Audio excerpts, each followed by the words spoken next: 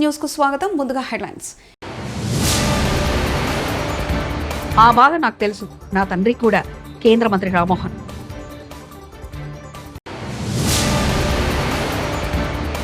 AP CM చంద్రబాబుతో తెలుగు సినీ పరిశ్రమ ప్రముఖుల కీలక భేటీ.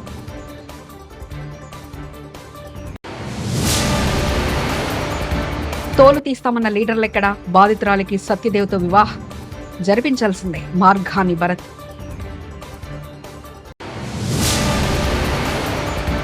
కొండపల్లి కోటపై యోగాంధ్ర.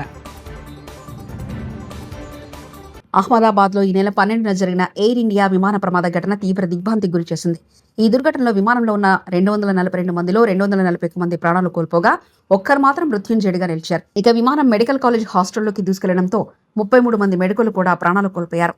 తాజాగా ఈ విమాన ప్రమాదంపై కేంద్ర పౌర విమానయాన శాఖ మంత్రి రామ్మోహన్ నాయుడు మీడియా సమావేశం నిర్వహించారు. ఈ సందర్భంగా కేంద్ర మంత్రి మాట్లాడుతూ విమాన ప్రమాదంలో చనిపోయిన కుటుంబాలకు సంతాపం వ్యక్తం చేశారు. గడిచిన 2 రోజులు భారంగా గడిచిందని, ప్రమాదంలో ఎవరైనా చనిపోతే ఆ కుటుంబం అనుభవించే బాధ తనకు ప్రత్యేకంగా తెలుసన్నారు. గతంలో కేసీఆర్ గారు 50 టీఎంసీలతో మల్లన్న సాగర్ కడితే నది లేని చోట అంత పెద్ద రిజర్వాయర్ అవసరమన్నారు. ఇవాళ ఏపీలోని గొల్లపల్లి వద్ద 150 టీఎంసీలతో కృత్రిమ జలాశయం కడుతున్నారు. హరీష్ రావు కాంగ్రెస్ ప్రభుత్వానికి ప్రతిపక్షాలను ఇరిటేట్ చేసే ఉద్దేశమే తప్ప ఇరిగేషన్ మీద శ్రద్ధ లేదన్నారు హరీష్ రావు. జర్నలిస్టులను అరెస్ట్ చేసుడు ఇది తప్ప ఈ రాష్ట్రంలో సాగునీటి రంగాన్ని ఎలా అభివృద్ధి చేయాలి, పక్క రాష్ట్రాలు కడుతున్న అక్రమ ప్రాజెక్టులను ఏ రకంగా అడ్డుకోవాలనేటువంటి శ్రద్ధ కానీ ధ్యాస కానీ ఈ ప్రభుత్వానికి లేకుండా పోయింది. 150 టీఎంసీల నిల్వ సామర్థ్యంతో బొల్లంపల్లి వద్ద భారీ కృత్రిమ జలాశయ ప్రతిపాదన. ఇక్కడ ఒక పాయింట్ కూడా మీరు అర్థం చేసుకోవచ్చు. గతంలో కేసీఆర్ గారు 50 టీఎంసీలతో మల్లన్న సాగర్ కడితే నది లేని చోట 50 టీఎంసీలతో అంత పెద్ద రిజర్వాయర్ కడతారా, అంత అవసరమా అన్నారు. ఇలా ఆంధ్రప్రదేశ్ 150 టీఎంసీలతో కృత్రిమ జలాశయం నిర్మిస్తా ఉంది. ఆంధ్రప్రదేశ్ రాష్ట్ర ముఖ్యమంత్రి నారా చంద్రబాబు నాయుడుతో తెలుగు సినీ పరిశ్రమ ప్రముఖులు రేపు ఆదివారం సాయంత్రం 4 గంటలకు కలవనున్నారు. ఈ సమావేశంలో తెలుగు చిత్ర పరిశ్రమకు సంబంధించిన పలు కీలక అంశాలను చర్చించనున్నారు. మొదట AP deputy CM Pawan Kalyan కలిసి మాట్లాడతారు. ఆ తర్వాత పవన్ కళ్యాణ్ తో పాటు చంద్రబాబు నివాసానికి సినీ పెద్దలు వెళ్లనున్నారు. కూటమి ప్రభుత్వం అధికారంలోకి వచ్చిన తర్వాత ఒక్కసారైనా సీఎం చంద్రబాబుని కలిశారని సినీ ప్రముఖులను ఇటీవల పవన్ కళ్యాణ్ ప్రశ్నించారు. థియేటర్ల బంద్ అంశానికి సంబంధించిన పవన్ కళ్యాణ్ సీరియస్ అయ్యారు. ఆడపిల్లలకు అన్యాయం జరిగితే తోలు తీస్తామన్న లీడర్లు ఇప్పుడు ఎక్కడికి వెళ్ళిపోయారంటూ మాజీ ఎంపీ మార్గాని భరత్ ప్రశ్నించారు. రాజమండ్రిలో దళిత బాలికకు అన్యాయం జరిగితే చివరకు మహిళా కమిషన్ కూడా స్పందించని స్థితిలో ఉందంటూ ఆవేదన వ్యక్తం చేశారని శనివారం ఈ ఉదంతంపై ఆయన మీడియా సమావేశంలో మాట్లాడారు. ఎమ్మెల్యేనే డైరెక్ట్ గా ఇన్వాల్వ్ అయిపోయి, అనపర్తి ఎమ్మెల్యే ఇన్వాల్వ్ అయిపోయి సాక్షి పైన ఏ రకంగా అక్కడ ఉన్న నేమ్ ప్లేట్లు పీకేసిన కార్యక్రమం. ఇది కాకుండా విజయవాడలో నేను అడుగుతా ఉన్నా, ఏంటండి ఇది అసలు ఎక్కడికి వెళ్ళిపోతా ఉన్నాము? మనం ప్రజాస్వామ్యంలో ఉన్నామా, ఎక్కడున్నాము? ఇది విజయవాడలో, ఇది మంగళగిరి సాక్షి ఆఫీస్లో, ఇది డైరెక్ట్గా పీకేసిన పరిస్థితులు సాక్షి అనే అంశాన్ని.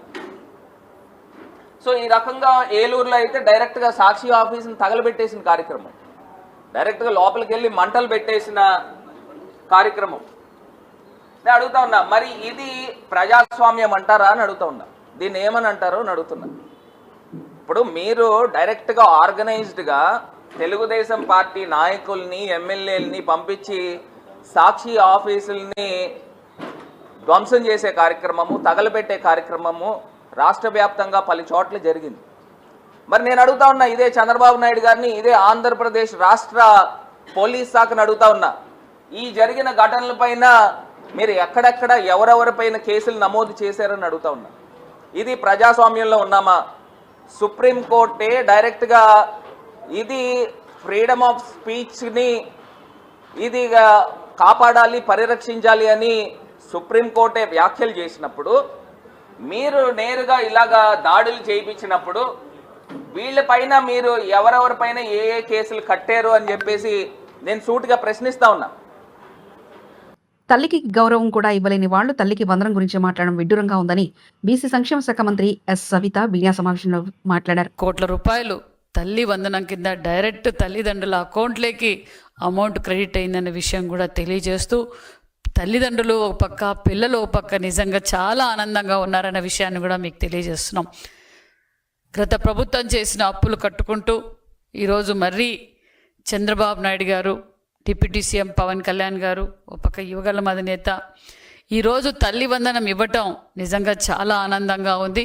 అంతేకాకుండా మొత్తం తల్లి వందన పథకానికి మొత్తం వ్యయం వచ్చి 10,091 కోట్ల రూపాయలు. మరి అందులో పాఠశాల అభివృద్ధి కోసం 13,046 కోట్ల రూపాయలు వెచ్చించామన్న విషయం కూడా మీకు తెలియజేస్తున్నాం.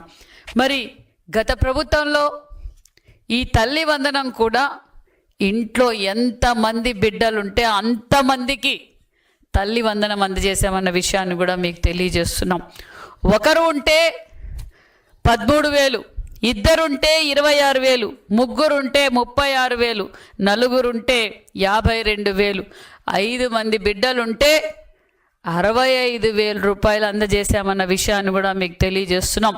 మరి నిజంగా ఈరోజు తల్లిదండ్రులంతా ఆనందంగా ఉన్నారు. చూడండి, ఈ తల్లిదండ్రులకు 4 ఆడబిడ్డలు, 4 ఆడబిడ్డలకి తల్లి వందనం ఇవ్వటం వల్ల వారు ఎంత ఆనందంగా ఉన్నారంటే నిజంగా నిన్నటి రోజు అందరికీ ఫోన్లు చేసి లోకేష్ బాబు గారు మా బిడ్డలకు సహకరించినందుకు లోకేష్ బాబు గారికి ప్రత్యేకమైన ధన్యవాదాలను కూడా తెలియజేశారు.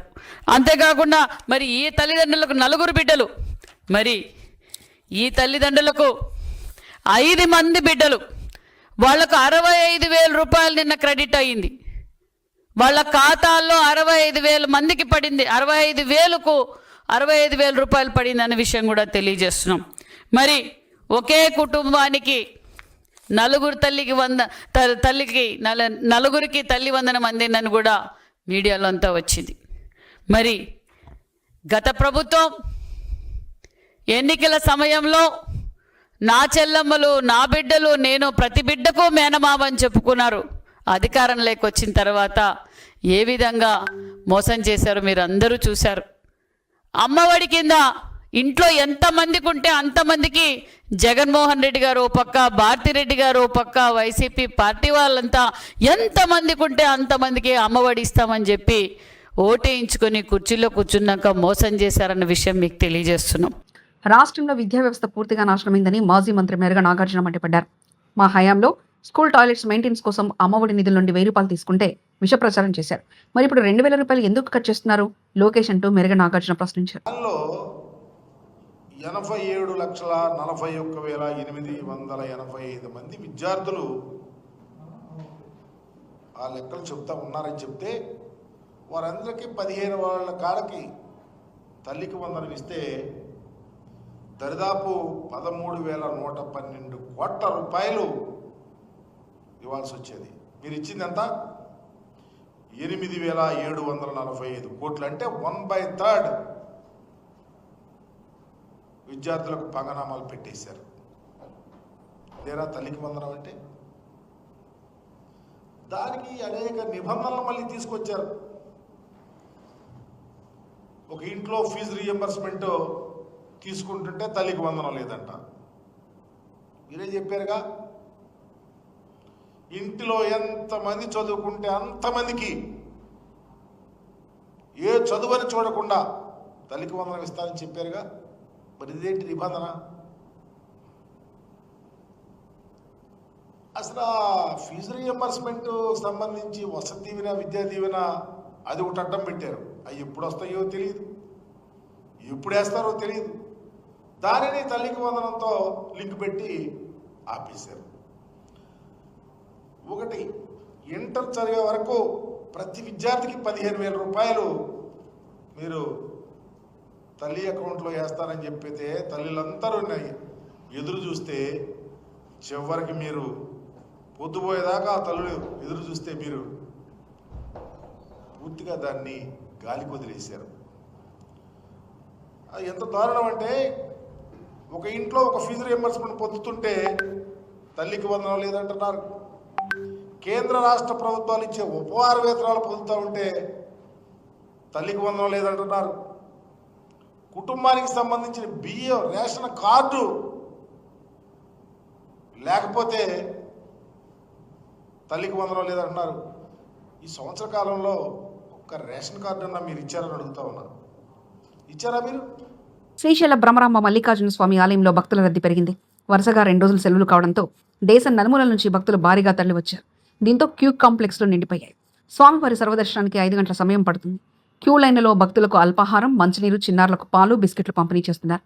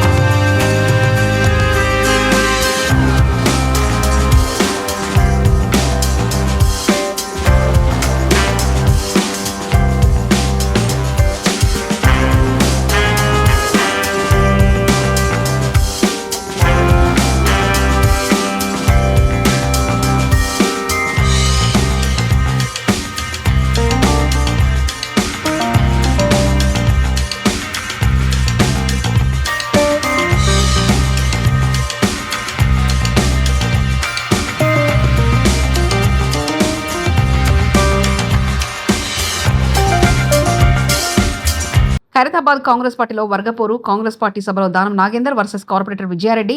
బంజారాహిల్స్ లేక్ వ్యూలో జరిగిన నియోజకవర్గ స్థాయి సభలో వాగ్వాదానికి దిగిన దానం నాగేందర్ మరియు విజయారెడ్డి. దీంతో పోటాపోటీగా నినాదాలు. ఇరు వర్గాల అనుచరులు క్రమశిక్షణ లేకుండా వ్యవహరిస్తున్నారని అసంతృప్తితో వెళ్లిపోయిన డీసీసీ అధ్యక్షుడు రోహిన్ రెడ్డి.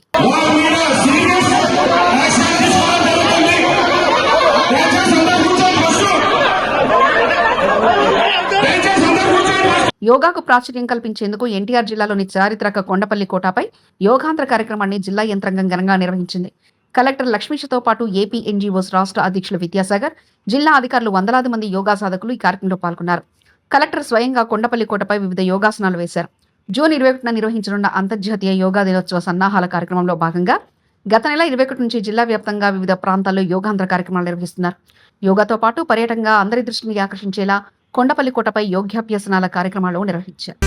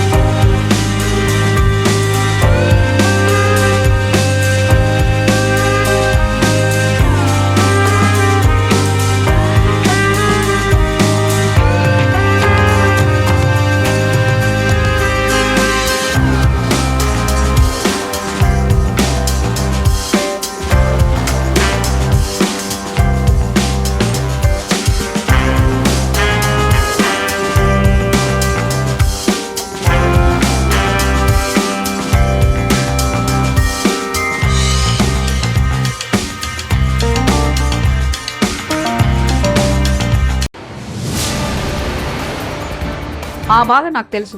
నా తండ్రి కూడా కేంద్ర మంత్రి రామ్మోహన్.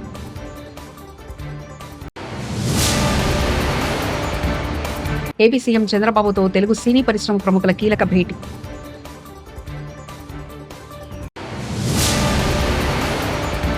తోలు తీస్తామన్న లీడర్లెక్కడా? బాధితురాలికి సత్యదేవ్తో వివాహం జరిపించాల్సిందే మార్గాని భరత్.